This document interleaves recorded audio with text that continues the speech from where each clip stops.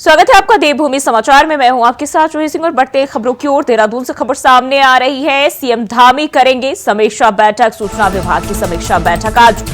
मुख्यमंत्री पुष्कर सिंह धामी बैठक करेंगे। सीएम धामी करेंगे सूचना विभाग की समीक्षा बैठक। सूचना मुख्यालय पर समीक्षा बैठक होगी। सूचना विभाग के सभी अधिकारी मौजूद रहेंगे। दोपहर 1 बजे से बैठक होगी। तो ये जानकारी देहरादून से सूचना मुख्यालय पर बैठक का आयोजन किया जाएगा। सूचना विभाग की समीक्षा बैठक आज, जहां सीएम पुष्कर सिंह धामी सूचना विभाग की बैठक करेंगे और इस दौरान जो है सूचना विभाग के सभी अधिकारी इसमें मौजूद रहेंगे। दोपहर 1 बजे से जो है बैठक की जो समीक्षा बैठक है वो शुरू होगी और इसी को लेकर ये जानकारी सूचना विभाग की समीक्षा बैठक मुख्यमंत्री पुष्कर सिंह धामी करेंगे,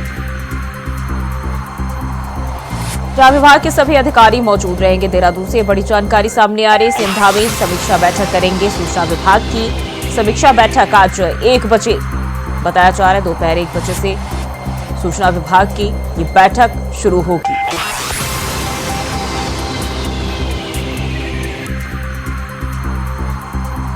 जहां विभाग के सभी अधिकारी जो है वो मौजूद रहेंगे और देहरादून से ये जानकारी मिल रही है। और इसी खबर पर ज्यादा जानकारी के साथ अभय कैंतुरा हमारे संवाददाता हमारे साथ जुड़ गए। अभय, आज सीएम धामी जो है सूचना विभाग की समीक्षा बैठक करने वाले हैं। बैठक को लेकर क्या जानकारी?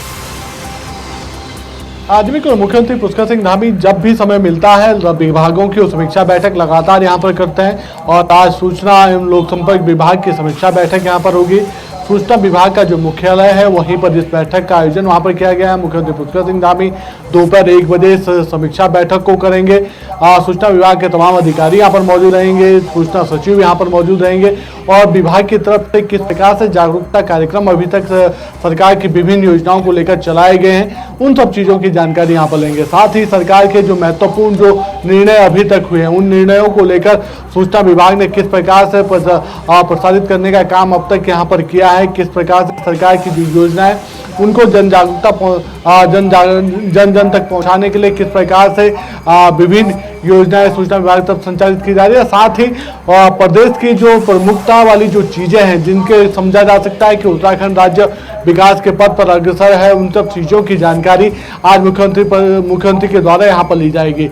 इसके अलावा विभाग के जो कामकाज हैं या विभाग का जो बजट है उस बजट की समीक्षा यहाँ पर की जाएगी कि किस दिशा में इस बजट को खर्च करने का काम अब तक यहाँ पर किया जा रहा है। साथ ही ये कहा जा सकता है कि आगामी दिनों में जो गैरसैंण में जो उत्तराखंड विधानसभा का मानसून सत्र आयोजित होना है उसको लेकर सूचना विभाग की तरफ से किस प्रकार की तैयारी वहां पर की गई है ताकि सरकार के कार्यों का एक अच्छा संदेश जन जन तक पहुंच सके, सरकार को उन योजनाओं की जानकारी मिल सके या जनता को उन योजनाओं की जानकारी मिल सके जो सरकार ने उनके लिए यहाँ पर संचालित की है। जी अभय, जिस तरीके से बात करें अगर तो बताया जा रहा है कि तमाम जो अधिकारी इसमें मौजूद रहेंगे और बैठक को लेकर क्या तैयारियां फिलहाल देखी जा रही है, साथ ही साथ मुख्यमंत्री अधिकारियों को आगे के दिनों को देखते हुए किस तरह के निर्देश दे सकते हैं?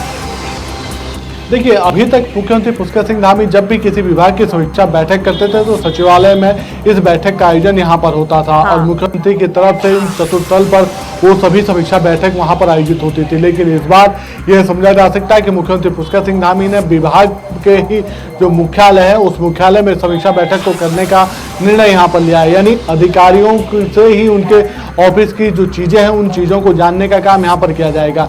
इसके अलावा जो सबसे बड़ी इस बैठक को लेकर जो जानकारी आ रही है यही कि विभाग में जो बजट की अक्सर जो कमी देखने को मिलती है जिसके चलते ये कह सकते हैं कि सरकार की कई योजनाओं को प्रसारित करने में विभाग को कड़ी मशक्कत वहां पर करनी पड़ती है, उसको लेकर भी यहाँ पर बातचीत होगी। तो ये समझा जा सकता है कि दोपहर 1 बजे का जब समय होगा मुख्यमंत्री पुष्कर सिंह धामी रिंग रोड स्थित सूचना जो भवन है वहां पर जब इसकी समीक्षा बैठक वहां पर करेंगे सूचना विभाग की, तो विभाग के अधिकारियों से उन सब चीजों की बारीकी से जानकारी लेंगे जिससे ये कोशिश की जा सके कि आगामी दिनों में सूचना विभाग का जो बजट है उसको बढ़ाने के साथ साथ जो सरकार की योजनाओं में जो अभी तक जो धीमी रफ्तार से जो प्रचार प्रसारित होने का जो काम हो रहा है उसको किस प्रकार से तेज किया जा सकता है उसको लेकर भी यहाँ पर दिशा निर्देश मुख्यमंत्री की तरफ से दिए जाएंगे। जी अभय, बहुत बहुत शुक्रिया जानकारी साझा करने के लिए। तो सूचना विभाग के सभी अधिकारी इस बैठक में मौजूद रहेंगे और मुख्यमंत्री पुष्कर सिंह धामी जो है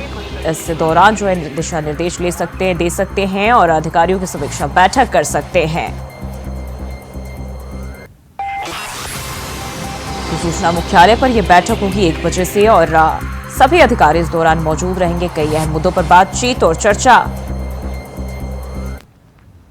और बढ़ते हैं आगे, खबर देहरादून से है, जहां मुख्यमंत्री पुष्कर सिंह धामी ने पेरिस ओलंपिक 2024 की 10 metre air pistol mixed team स्पर्धा में भारत के लिए कांस्य पदक जीतने वाले देश के सपूत सरबजोत सिंह से फोन पर बात कर उन्हें इस शानदार उपलब्धि के लिए शुभकामनाएं दी। तो पेरिस ओलंपिक में सरबजोत ने पदक जीता है और इसके लिए मुख्यमंत्री पुष्कर सिंह धामी ने उनसे फोन पर बातचीत की, साथ ही साथ उन्हें बधाई भी दी है।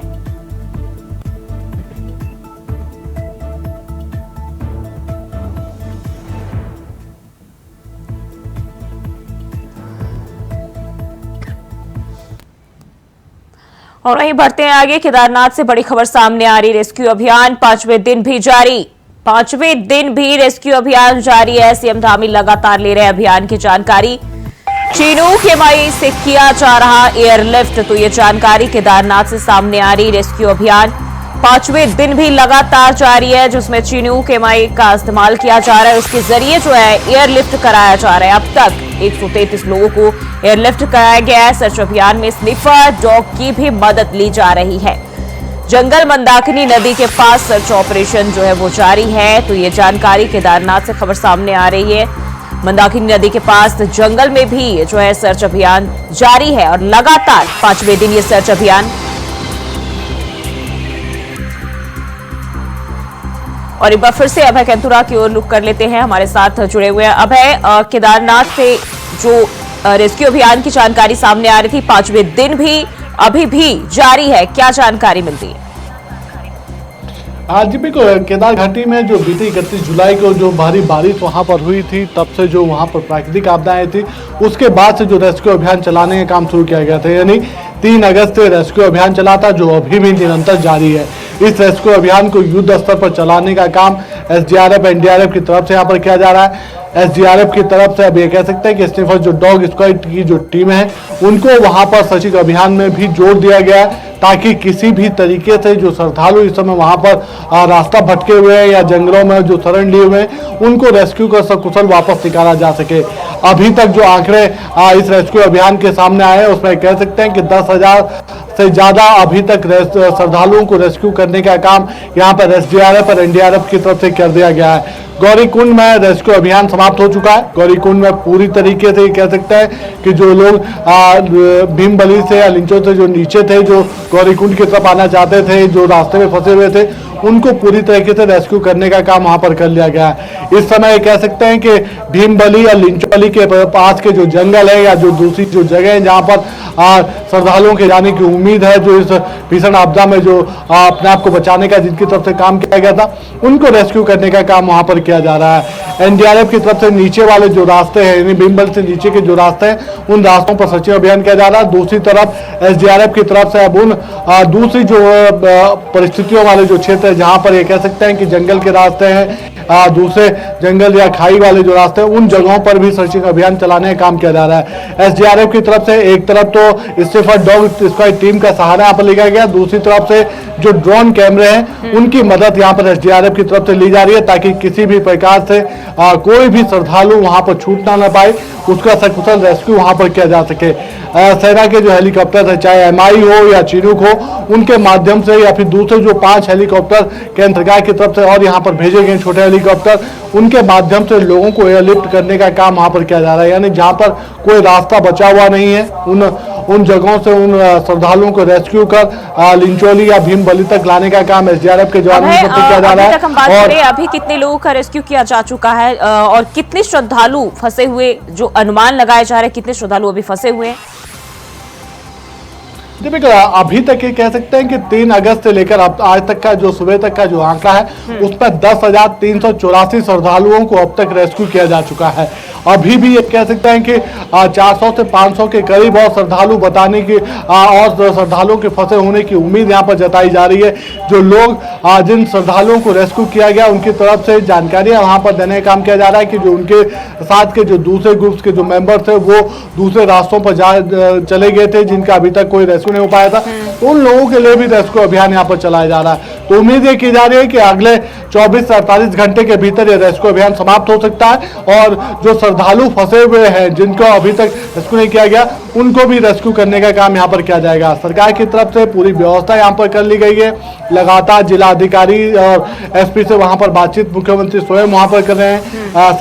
सेना की जो टीम है इस समय वहाँ पर लगाई गई है जिनका काम वैली ब्रिज बनाने का है सोनप्रयाग के पास में, जहाँ पर पूरी तरीके से सड़क टूट चुकी थी, मंदाकिनी नदी में समा चुकी थी, वहाँ पर वैली ब्रिज बनाने का काम सेना की तरफ से किया जा रहा है। कोशिश यही है कि जो रास्ते इस समय बंद हैं उन रास्तों को भी खोलने का काम वहाँ पर किया जाए और जो टीमें वहाँ पर लगा दी गई, राहत बचाव की जो टीम है वो वहाँ पर तत्परता से काम करते रहे। इसके अलावा सरकार की तरफ से एक बड़ा निर्णय और यहाँ पर लिया गया कि जो इस समय मवेशी वहाँ पर है, चाहे घोड़े खच्चर जो इस समय यात्रा रूट पर वहाँ पर रहते हैं, उनके लिए भी खाद्य सामग्री भिजवाने का काम सरकार की तरफ से कर दिया गया है। ऐसे में जो घोड़े स्वामी हैं वो सिर्फ वहाँ पर अपना आधार या जो परिचय पत्र, जो ID कार्ड उनका बनता है, उस ID कार्ड को दिखाकर अपने मवेशियों के लिए खाने का चारा वो उपलब्ध ले पाएंगे और इसके लिए भी सीधी तौर पर सरकार की तरफ से व्यवस्था कर दी गई है। साथ ही अब वहाँ पर SDRF की तरफ से एक हेल्थ कैंप भी वहाँ पर लगा दिया गया है, यानी भीमबली या लिंचौली दोनों जगहों पर एक छोटे स्वास्थ्य कैंप वहाँ पर लगा दिए गए। जो श्रद्धालु जिनका रेस्क्यू किया गया है उनके स्वास्थ्य की जानकारी वहाँ पर ली जा रही है, उनका स्वास्थ्य चेकअप वहाँ पर किया जा रहा है और उसके बाद उनको एयरलिफ्ट करके सुरक्षित स्थान पर नीचे सोनप्रयाग के या चिरबासा के पास में उनको लाने का काम वहाँ से किया जा रहा है। तो ये समझा जा सकता है कि सरकार युद्ध स्तर पर अपने इस रेस्क्यू अभियान को चलाने का काम यहाँ पर कर रही है ताकि किसी भी प्रकार से केदार घाटी में कोई श्रद्धालु फंसा हुआ ना रह सके, उसका सकुशल रेस्क्यू किया जा सके। जी अब जो लोग अभी केदारनाथ यात्रा की ओर जाने वाले थे या जो भी वहां पहुंचे हैं उनके लिए क्या गाइडलाइंस जारी किया जा रहा है, क्योंकि कई श्रद्धालुओं पर रोक भी लगा दी गई थी कि जो जहां है वो वहीं रुक जाए। देखिए सबसे बड़ी बात यह है कि इस समय चारधाम यात्रा पर केदार घाटी में खास तौर पर ब्रेक यहाँ पर लगा हुआ है। ऋषिकेश या हरिद्वार में जो रजिस्ट्रेशन जो होते थे चारधाम यात्रा के लिए इस समय वो वहाँ पर बंद कर दिए गए हैं। खास तौर पर केदार घाटी के लिए तो इस समय किसी भी यात्री को न आने की अपील सरकार और प्रशासन की तरफ से यहाँ पर की जा रही है, क्योंकि जिस प्रकार से केदार घाटी में ये कह सकते हैं कि गौरीकुंड से लेकर केदारनाथ धाम तक जो रास्ते हैं जो कई जगह क्षतिग्रस्त वहाँ पर हो चुके हैं, उसको देखते हुए और मौसम की जो विकट परिस्थितियां वहाँ पर बनी हुई है, लगातार बारिश वहाँ पर हो रही है, हल्की हल्की बारिश हो रही है, उसके चलते लोगों को इस समय केदारनाथ की यात्रा न करने की सलाह दी जा रही है। सरकार के स्तर पर भी इस संदेश को देने का काम वहाँ पर किया गया है और साथ में जो पुलिस प्रशासन की टीमें इस समय कह सकते हैं कि जो चारधाम यात्रा रूट पर तैनात है उनकी तरफ से भी श्रद्धालुओं से लगातार अपील की जा रही है। जी और बात करें तो मुख्यमंत्री लगातार खुद भी इसकी समीक्षा जो है वो करते रहे हैं और जिस तरीके से खबर सामने आ रही थी, जो एनडीआरएफ एसडीआरएफ की टीमें रेस्क्यू अभियान जारी है, कहीं ना कहीं बारिश जो है और वहां के मौसम इसमें भी कहीं ना कहीं समस्या खड़ी कर रहा है। देखिए जिस प्रकार से केदार घाटी की जो परिस्थितियां रहती है, विषम विकट भौगोलिक परिस्थितियों वाला क्षेत्र वहाँ पर होता है, जिस प्रकार से मौसम अपना करवट वहाँ पर बदलता है, तो ऐसे में जो राहत बचाव के जो काम वहाँ पर चल रहे हैं वो लगातार बाधित वहाँ पर हो रहे हैं। पिछले 48 से 72 घंटे के भीतर के अगर हम रेस्क्यू अभियान की अगर हम बात करते हैं तो रेस्क्यू अभियान में MI-17 का जो हेलीकॉप्टर वो सिर्फ 3 चक्कर अभी तक यहाँ पर लगा पाया है, क्योंकि लगातार मौसम वहाँ पर खराब हो जाता है और उस वैली में जिस प्रकार से मौसम खराब होता है तो ऐसे में हेली सेवा वहाँ पर सेवा देना बंद कर देता है। और यही वजह रहती है कि जब चारधाम यात्रा में मानसून सीजन चलता है तो उस दौरान ज़्यादातर जो हेली कंपनियां यहाँ पर यात्रियों को हेली सेवा देती थी वो अपना अभियान यहाँ पर स्थगित कर देती है। इस समय भी ये समझा जा सकता है कि चिनूक हो या फिर जो दूसरे छोटे हेलीकॉप्टर्स हैं उनके माध्यम से ही इस रेस्क्यू अभियान को करने का काम वहाँ पर किया जा रहा है, लेकिन लगातार हो रही हल्के से मध्यम गति की बारिश इस क्षेत्र में भूस्खलन की घटनाओं को बढ़ावा देने का काम कर रही है, जिसके चलते राहत और बचाव अभियान बाधित हो रहा है। जी अब बहुत बहुत शुक्रिया जानकारी साझा करने के लिए। और वहीं केदारनाथ तोसी त्रिजुगी नारायण मार्ग में फंसे 4 नेपाली मूल के व्यक्तियों को एसडीआरएफ टीम के द्वारा सकुशल निकालकर जिला पुलिस के हवाले कर दिया गया। चारों युवक सकुशल हैं। एसडीआरएफ के सेनानायक मणिकांत मिश्रा ने इस रेस्क्यू के लिए एसडीआरएफ टीम की सराहना की, साथ ही लिंचोली से भीमबली के बीच ड्रोन का प्रयोग करते हुए सर्चिंग करने के निर्देश भी दिए हैं।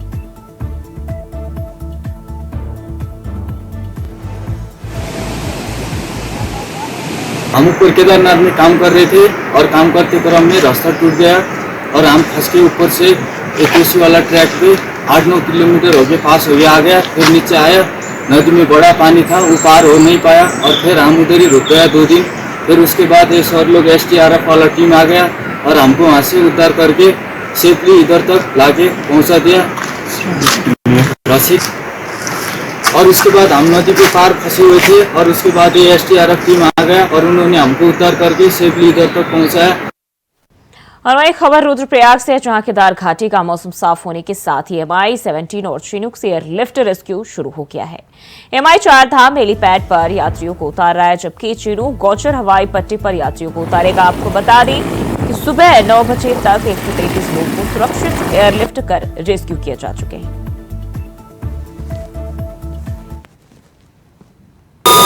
हमारी पूरी व्यवस्था कर रहे, जहाज में पहुंचा रहे, भोजन दे रहे, सबकी सुरक्षा कर रहे हैं। अब जो मर रहे डर रहे वो तो नसीब की बात है, वो तो नसीब मिले। मैं गढ़वाल की हूँ, उत्तराखंड जिला में खड़ा हूँ दसना में। हमारा विश्वास है सरकार पे, आज उन्होंने हमको पहुँचा दिया। हाँ जी, लगे हैं बेचारे वो सबको बचाने पे।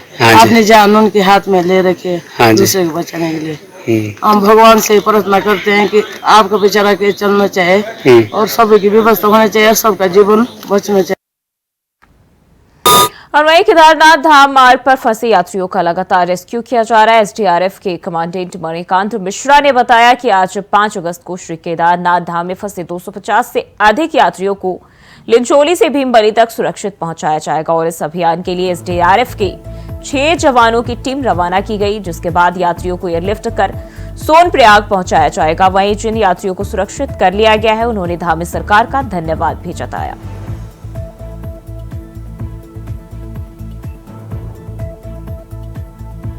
तो 250 यात्रियों का रेस्क्यू किया जाएगा। 5वें दिन भी रेस्क्यू अभियान जारी है और ऐसे में जिनका रेस्क्यू किया गया है, उन्होंने मुख्यमंत्री पुष्कर सिंह धामी का आभार जताया। तो अभियान पर SDRF की टीम 6 सदस्यों की टीम जो है रवाना हुई।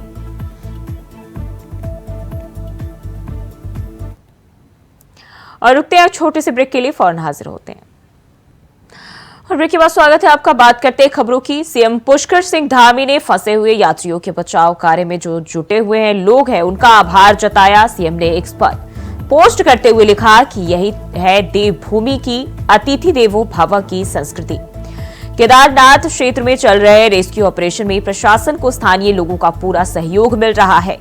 ग्राम प्रधान मुलायम सिंह तिंदोरी, सोनप्रयाग व्यापार मंडल के अध्यक्ष अंकित गैरोला, धर्मेश नौटियाल, दीर्घायु गोस्वामी जी, पूर्व प्रधानगण, समस्त ग्रामवासी, घोड़ा खच्चर संचालक, BKTC के पदाधिकारी और सदस्य, तीर्थ पुरोहित समाज, GM, VN के कर्मचारीगण भी बढ़ चढ़कर स्थानीय प्रशासन के साथ बचाव कार्य में जुटे हुए हैं। और इसके साथ ही सीएम धामी ने लिखा कि सभी की कड़ी कोशिशों के चलते ही बड़े नुकसान को रोका जा सका है। सभी का बहुत बहुत आभार।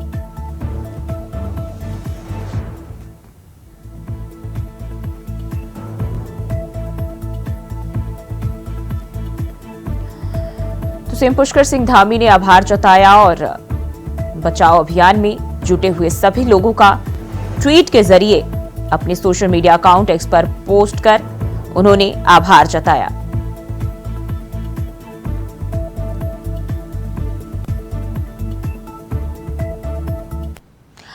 और वहीं उत्तराखंड में हो रही लगातार बारिश के कारण पहाड़ी क्षेत्रों में भूस्खलन होने से कई सड़कें बंद है। चारधाम यात्रा के चलते जगह जगह पर कई हजार श्रद्धालु अभी फंसे हुए हैं। सरकार की तरफ से उन्हें सुरक्षित निकालने के लिए लगातार प्रयास जारी है।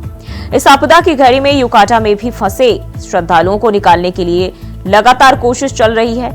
अपर सचिव उकाड़ा C रविशंकर ने कहा कि इस आपदा की घड़ी में कई हेलीकॉप्टर लोगों को निकालने में लगे हुए हैं। लोगों को सुरक्षित निकालना, मौसम में खराबी के कारण हेलीकॉप्टर को उड़ान भरने में दिक्कत होती है, लेकिन जैसे ही मौसम साफ होता है रेस्क्यू ऑपरेशन शुरू हो जाता है।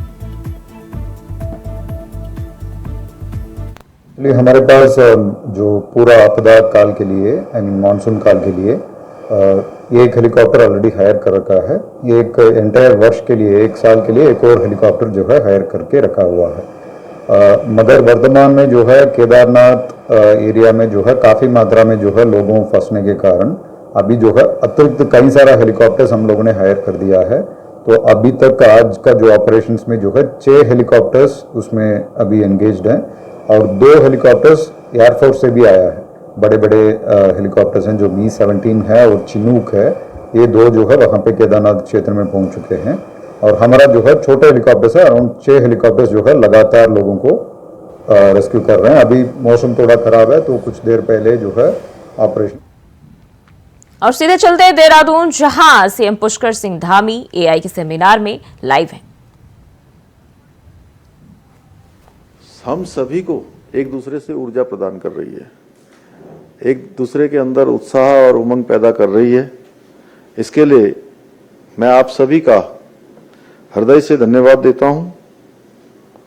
आज हम सभी इस एक अद्वितीय आयोजन आर्टिफिशियल इंटेलिजेंस के क्षेत्र में हो रही प्रगति और हमारे राज्य के विकास के लिए इसके किस प्रकार से हम लाभ ले सकते हैं, किस प्रकार से अधिकाधिक उपयोग करने के लिए और उस पर चर्चा करने के लिए, एक चिंतन करने के लिए, चर्चा करने के लिए, आपस में बात करने के लिए यहाँ पर एकत्र हुए हैं। और मुझे पूरा भरोसा है कि आज की इस महत्वपूर्ण बैठक से, महत्वपूर्ण कॉन्क्लेव से एक मंथन के बाद अमृत निकलेगा और वह अमृत हमारे राज्य के लिए, हम सब के लिए बहुत उपयोगी साबित होगा। मेरा मानना है कि इकोनॉमी के साथ इकोलॉजी और टेक्नोलॉजी और साथ में अकाउंटेबिलिटी और सस्टेनेबिलिटी सतत विकास के जो आधार स्तंभ हैं और आधुनिक रूप में इन सब के सशक्तिकरण में एआई जो हमारी टेक्नोलॉजी है, इस टेक्नोलॉजी का बहुत महत्वपूर्ण योगदान होने वाला है। बहुत महत्वपूर्ण भूमिका एआई इसमें निभा सकती है। और मैंने अनेक अवसरों पर अपने सभी विशेषज्ञों से और सभी महानुभावों से जो भी विभिन्न दायित्वों का निर्वाहन कर रहे हैं, उन सब से एआई की विशेषता हासिल करने की हमेशा मैंने इच्छा व्यक्त की है। मैं चाहता हूं कि उत्तराखंड में साइंस, टेक्नोलॉजी और इनोवेशन नीति के साथ एआई टेक्नोलॉजी को विकसित करने का एक रोड मैप भी तैयार किया जाए। और आज विज्ञान और प्रौद्योगिकी के साथ एआई भी हमारे जीवन के हर पहलू को प्रभावित करता है। एआई का उपयोग हर जगह है और हमारे आदरणीय प्रधानमंत्री जी हमेशा साइंस एंड टेक्नोलॉजी, एआई, इस पर विशेष उनका जोर रहता है।